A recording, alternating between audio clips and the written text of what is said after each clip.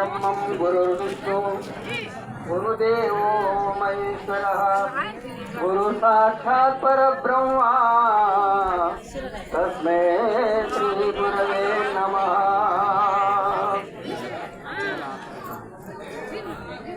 परिपूर्ण अचल केवलात्मा परमामृत सागरा सर्ववेदांत स्वरूपा रामचंद्र गुरुं भजे।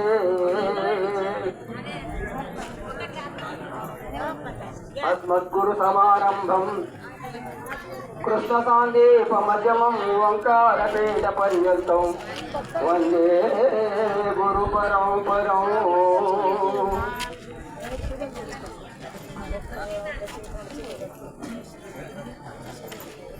ఈరోజు మన సింగపూర్ గ్రామం లోపల హనుమతి చంద్ర పాద పద్మములకు నమస్కరిస్తూ అచ్చలానంద పెద్దయ్య స్వాముల పాద పద్మములకు నమస్కరిస్తూ మరి ఇటు కార్యక్రమానికి సాంప్రదాయక పెద్దలందరూ కూడా పేరు పేరున ఇక్కడ ఆశీనులైనటువంటి అశరీర అచల స్వరూపులకు ప్రతి ఒక్కరు కూడా పేరు పేరున ద్వాదశ నమస్కారాలు అర్పిస్తూ గురువులకు గురు భక్తులకు అక్కలకు అమ్మలకు గ్రామ పెద్దలకు అందరూ కూడా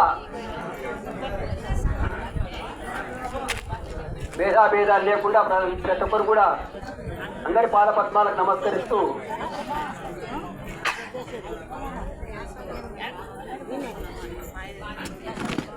ఈరోజు ఇక్కడ మహావైభవంగా రోజు రోజుకు సంవత్సరానికి ఒకటి మార్పు కలుగుతుంది. ప్రతి ఒక్కరం కూడా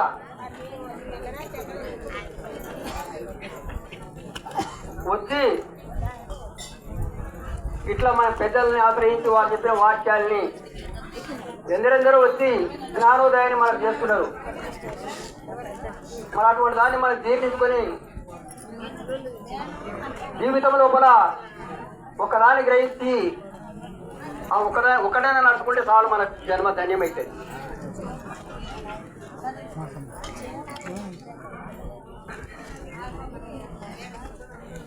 మరి ఇది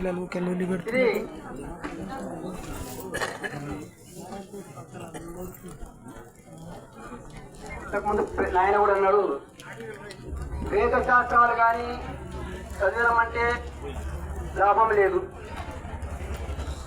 మరి యాత్ర తిరిగినామంటే ఫలము లేదు, విగ్రహార్చన చేసినామంటే ఫలము లేదు. మరి గురువు దగ్గర ఎందుకు పోయినామయ్యా అంటే సర్వం తెలిసి మానవునికి తెలియని ఏమీ లేదు.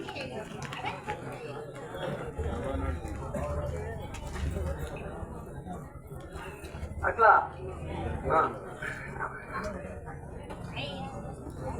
ఏ వేదము తెలియడానికి లేదు, ఏ శాస్త్రం తెలియడానికి లేదు, ఏ జపతపాలు తెలియడానికి లేదు.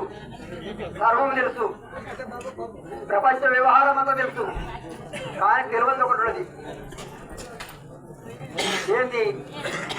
నేమెవరో తెలియదు, మనకు సర్వం తెలుసు.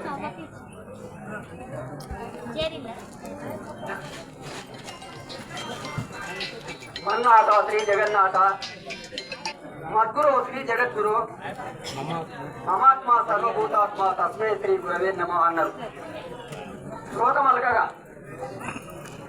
మనం అందరం కూడా భావాన్ని, ఆ శ్లోకాన్ని అర్థం చేసుకొని ఆ భావాన్ని మనకు అర్థమైనట్టే మనం తెలుస్తామా? మమాత్మ సర్వభూతాత్మ. మరి ఈ ప్రపంచం లోపల మొత్తం అన్నిటి లోపల సర్వజీవుల లోపల నా లోపల ఉన్న ఆత్మ అన్నిటి లోపల ఉన్నది, అన్నిటి లోపల ఉన్నది నా లోపల ఉన్నదని గురుకృపతోటి గురువాక్యాన్ని నమ్మి మనం ఒకటొకటి తెలుసుకున్నాం అనుకో, ఆ స్థితి తెలిసినాక మనం అచలమైతాం.